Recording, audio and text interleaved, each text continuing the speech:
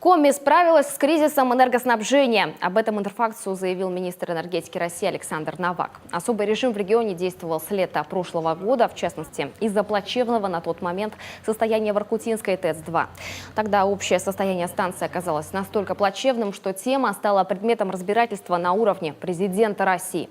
Тогда глава региона заявил, что по вине собственников энергообъектов компании Т+, которая 2 года не производила модернизацию оборудования, сразу 9 котлов оказалось в ремонте.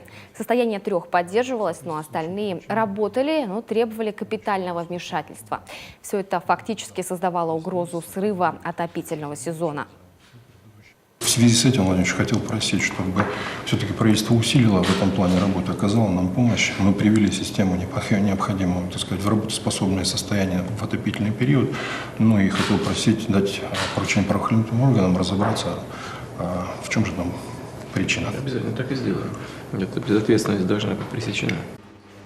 Положительные сдвиги и готовность севера Коми к зиме 2018 года отметил в рамках своего визита заместитель министра энергетики России Андрей Черезов. Проверка ревизора показала, спустя год уже, когда в модернизацию воркутинских ТЭЦ Т+ все-таки вложила миллионы, обстановка изменилась существенно. Количество аварийных ситуаций сократилось, а у хозяев объектов резко поменялись планы. Вместо распродажи – дальнейшее развитие. За 3 года в обновление они предполагают вложить до 1 миллиарда рублей.